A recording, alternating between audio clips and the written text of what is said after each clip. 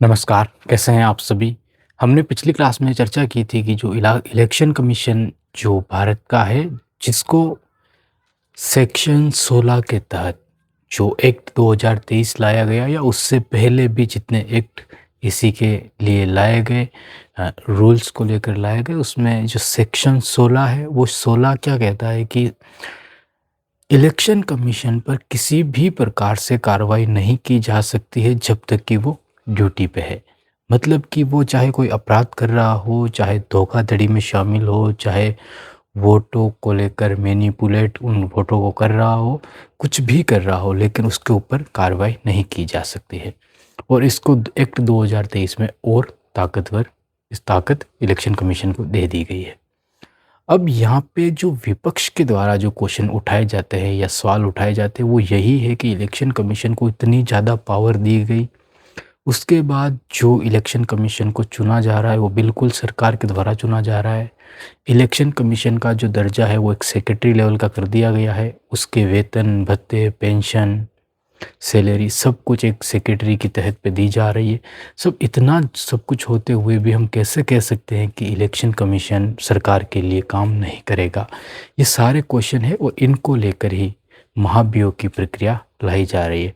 और ये कोई निराधार नहीं है, जैसे कि इलेक्शन कमीशन ने प्रेस कॉन्फ्रेंस की उसमें कहा था कि ये निराधार आरोप है, इनमें कोई सच्चाई नहीं है। लेकिन जिस तरीके से प्रेस कॉन्फ्रेंस के माध्यम से इलेक्शन कमीशन के खिलाफ हरियाणा के अंदर सबूत रखे गए, महाराष्ट्र को लेकर सबूत रखे गए, उसको लेकर इलेक्शन कमीशन ने वापस कोई प्रेस कॉन्फ्रेंस करके खुल के इतना तगड़ा जवाब नहीं दे पाया है। तो ये कहीं ना कहीं एक माइनस पॉइंट इलेक्शन कमीशन के लिए उसको लेकर दिख रहा है। और ये एक बहुत बड़ा कारण है कि ये सारी चीज़ें जो है, मतलब कि महाभियोग हो गया या उन पे कार्रवाई होने की बात हो गई, सारी चीज़ें हैं, इससे इलेक्शन कमीशन को कहीं ना कहीं उनकी साख खतरे में आई है।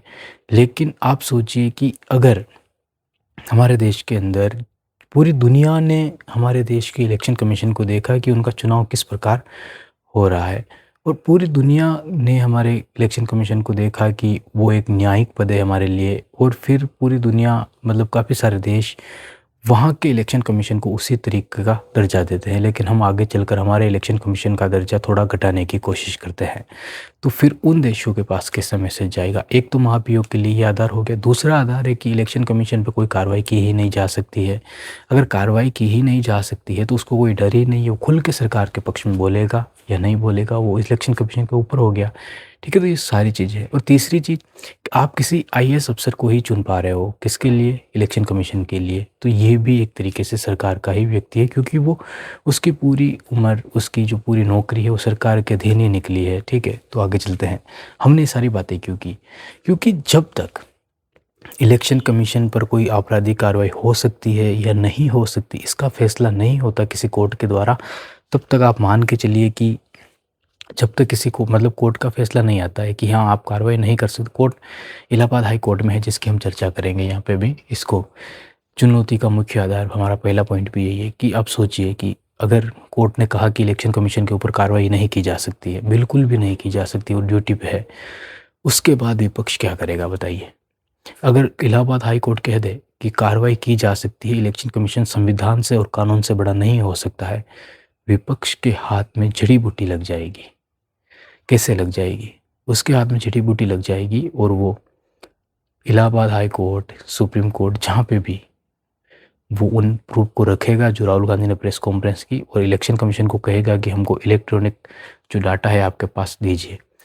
इलाहाबाद हाई कोर्ट या कोई भी कोर्ट हो, उसको मजबूर होना पड़ेगा और ये कहना पड़ेगा कि आप उन पार्टियों को वो सारा डेटा दीजिए, ताकि आप पे ये पता चले कि आप झूठ बोल रहे हो या सही बोल रहे हो। ये सारी चीज़ें हो सकती है, लेकिन कब होगी? जब सेक्शन 16 है, ये इस धारा के तहत इलेक्शन कमीशन पे जो कार्रवाई नहीं की जा सकती है, उसको जारी करना या मंजूर करना पड़ेगा। अब चलते हैं हमारी अगली क्लास, मतलब अब शुरू करते हैं हमारी क्लास। चुनौती का मुख्य आधार क्या है? इलाहाबाद हाई कोर्ट में इलेक्शन कमीशन को लेकर चुनौती दी गई है कि उन पे कार्रवाई क्यों नहीं की जा सकती है।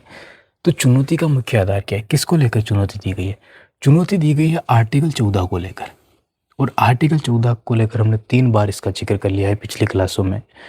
आर्टिकल 14 हमारे मूल अधिकारों में शामिल है और हमारे मूल अधिकारों में समानता को लेकर और मनमानी नहीं होगी, गैर मनमानी को लेकर यह आर्टिकल हमारे सामने आता है। इसमें एक बड़ी बात कही गई है। भारत का संविधान कहता है, ठीक है, मूल अधिकारों के तहत कानून सबके लिए बराबर है, कानून सबके लिए बराबर है। यदि एक आम नागरिक और एक छोटा अधिकारी कुछ करे तो उसे सजा हो सकती है, जेल में जा जाएगा। लेकिन इलेक्शन कमीशन कुछ भी करे तो उसको ब्लैंक चेक दे दिया जाएगा। यहाँ पे तो इलेक्शन कमीशन को संविधान और कानून से ऊपर का दर्जा दे दिया गया और एक आम व्यक्ति को और एक आम मतलब कि छोटे से अधिकारी को कानून के अंदर सजा हो रही है और इलेक्शन कमीशन को कोई सजा नहीं हो रही। तो ये तो भेदभाव हो गया ना बिल्कुल ही। तो फिर इसमें तो आर्टिकल का सरासर 14 का तो सरासर ही मतलब धोखा है। यहाँ पे तो आर्टिकल 14 को लेकर यहाँ पर समानता कहाँ पे चली गई। मतलब इलेक्शन कमीशन सबसे पावरफुल पद है इस देश का।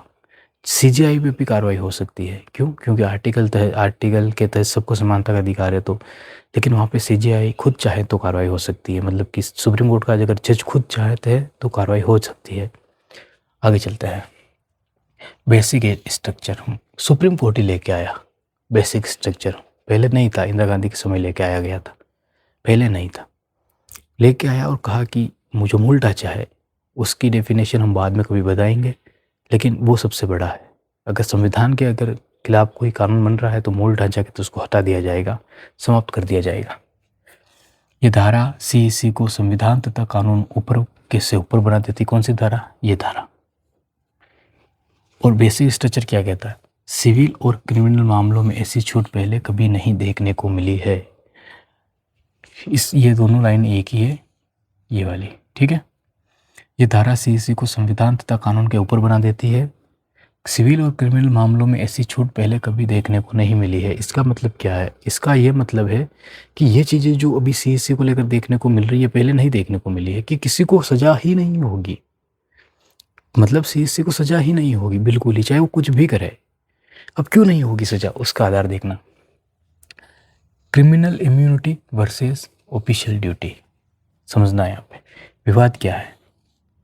यदि चुनाव के दौरान आयुक्त डेटा मैनिपुलेशन करता है या साजिश रचता है तो उसे ड्यूटी मानकर माफ कैसे किया जा सकता है? विवाद है ये। अब यहाँ पे एक चीज़ पे गौर कीजिए। डेटा, बात सिर्फ डेटा वोट का हेरफेर करने की नहीं है, बात है पूरी वोटर लिस्ट में मतलब काफ़ी सारे पहलुओं पर चर्चा करने की। राहुल गांधी की प्रेस कॉन्फ्रेंस में आईपी एड्रेस को लेकर, ट्रेल्स को लेकर, ब्राज़ीलियन मॉडल को लेकर, वोट काटने को लेकर, हर एक चीज़ को लेकर चर्चा की गई और बात की गई और हमको ये बातें बताई गई। ठीक है, ये सारी चीज़ें हुई है। तो कैसे माफ़ की जा सकती है उसकी सज़ा, या उसके अपराध को कैसे माफ़ किया जा सकता है, इसको लेकर चर्चा की। कोर्ट की तल्ख टिप्पणी, अभी फैसला आया नहीं है लेकिन कोर्ट ने टिप्पणी तो दी है। यहाँ पे कोर्ट ने टिप्पणी दी कि क्या कोर्ट इसको स्ट्रिप डाउन या सीमित कर सकता है। ठीक है, स्ट्रिप डाउन या सीमित कर सकता है, मतलब कि स्ट्रिप डाउन का मतलब होता है कि सीमित कर सकता है इसको, इस सेक्शन 16 को। तो संभावित परिणाम क्या निकल सकते हैं समझना। जिस प्रकार से कोर्ट ने कहा है, मतलब एसआईआर को लेकर कहा है कि अगर जरा सी भी हमको गलती मिली तो हम क्या करेंगे, पूरी एसआईआर प्रक्रिया को रद्द कर देंगे। ये कोर्ट ने सीधा कहा है इलेक्शन कमीशन को। मतलब कि इलेक्शन कमीशन के ऊपर कार्रवाई हो सकती है, चांसेस हैं, लेकिन परिणाम, संभावित परिणाम जो हमें मिलते हैं निकल के, वो क्या हो सकते हैं। कोर्ट कह सकता है कि गुड फेथ, मतलब नेक नियत के काम में तो सुरक्षा होगी, लेकिन धोखाधड़ी सेक्शन 16 सुरक्षा नहीं देगी। अगर धोखाधड़ी हो रही है, लेकिन यहाँ पे एक क्वेश्चन और है। देखो, राहुल गांधी का बार बार नाम इसलिए ले रहे हैं क्योंकि प्रेस कॉन्फ्रेंस करके सबूत उन्होंने ही दिए हैं। अब एक चीज़ यहाँ पे और है, और वो सवाल भी राहुल गांधी ने ही खड़ा किया। उन्होंने कहा कि कब कैसे पता चलेगा कि इलेक्शन कमीशन ने धोखाधड़ी की है, वोटों का हेरफेर किया है या नहीं किया है? उनसे पूछा गया कि ऐसा कैसे बोला? तो उन्होंने कहा कि जब हमारे पास वोटर लिस्ट ही नहीं है, इलेक्ट्रॉनिक वोटर लिस्ट है ही नहीं, तो हम कैसे पता करेंगे कि हेरफेर हुआ है या नहीं हुआ है। यहाँ पे कोर्ट संज्ञान ले सकता है और कह सकता है कि आप विपक्ष को सारी चीज़ें दीजिए, सीसीटीवी फुटेज दीजिए, सब कुछ दीजिए। ये बात कोर्ट ने कही और देना था, लेकिन कानून बदल दिया गया था। अब समझना, आगे चलते हैं। लेकिन यह डर है एक जो विपक्ष महाभियोग के रूप में सामने ला रहा है। यही बातें कहने के लिए विपक्ष महाभियोग ला रहा है। महाभियोग के लिए साक्ष्य कहाँ से आएंगे? सबकी नज़र इलाहाबाद हाई कोर्ट की तरफ है। अगर वो 16 को कमज़ोर करता है तभी एच फाइल्स की जांच संभव है। एच फाइल मतलब हाइड्रोजन फाइल्स। राहुल गांधी की प्रेस कॉन्फ्रेंस करना, हरियाणा, महाराष्ट्र, लोकसभा एक सीट का, कर्नाटक सीट का, इन चीज़ों को सामने ला के रखना। ये जो चीज़ें हैं जो सामने ला के रखी गई, इनकी जांच तभी संभव हो पाएगी जब ये धारा कमज़ोर होगी। अगर ये कमज़ोर नहीं हुई तो इलेक्शन कमीशन के खिलाफ कोई कार्रवाई हो ही नहीं सकती। अगर कार्रवाई हो ही नहीं सकती है तो उनको गलत ठहराया ही नहीं जा सकता है, मतलब कि चुनावों को गलत ठहराया ही नहीं जा सकता है। ये कमज़ोर होगी, फिर जांच होगी। अगर फिर कुछ गड़बड़ आती है तब जाके उन चीज़ों को गलत ठहराया जाएगा, इलेक्शन कमीशन पे कार्रवाई होगी। अगर ये धारा कमज़ोर नहीं होती है तो फिर आप मान के चलिए कि चाहे फ़ोटो को लेकर, चाहे आपके सामने भी, जैसे पंजाब में हुआ था, सीसीटीवी फुटेज के सामने गलत करके हरवा दिया था और फिर सुप्रीम कोर्ट ने वापस सही करवा दिया। लेकिन ध्यान रखना, मतलब कि सही कब होगा? जब ये धारा कमज़ोर होगी। तो सेक्शन 16 सबसे पावरफुल है और महाभियोग का सबसे बड़ा आधार है। आगे चलते हैं। गुड फेथ और ग्रेव फ्रॉड। जो ये गुड फेथ और ग्रेव फ्रॉड है, इसकी चर्चा हम नेक्स्ट क्लास में करेंगे, लेकिन हम 2 पॉइंट देख रहे हैं। 2 पॉइंट हम अगली क्लास में देखेंगे। तो समझना है यहाँ पे, अनजाने में गलती सज़ा नहीं मिले तो गुड फेथ, लेकिन हरियाणा और बिहार के मामले एडीआर ने कहा कि ये ग्रेव फ्रॉड है। समझना, गुड फेथ मतलब नेक नियत। इतना बड़ा लोकतंत्र है हमारा, पूरा भारत है, 500 से ज़्यादा लोकसभा सीटें हैं, कितनी सारी विधानसभाएं हैं, विधान परिषद हैं, सब चीज़ें हैं। सबके चुनाव करवाना, वोट डलवाना, तो छोटी छोटी गलतियां हो सकती है, लेकिन वो गलतियां अनजाने में होती होगी, जानबूझ कर नहीं की जाती होगी। लेकिन अब यहाँ पे एक चीज़ को समझना, बिहार जैसे इलाके, हरियाणा जैसा विधानसभा क्षेत्र, यहाँ पे बड़ी मात्रा में वोटों की हेरफेर सामने आई है, निकल के आई है। सीआईडी के 18 बार चिट्ठियाँ लिखना, कोई कार्रवाई नहीं होना। महाराष्ट्र में आदित्य ठाकरे के द्वारा एक प्रेस कॉन्फ्रेंस का कोई जवाब नहीं देना।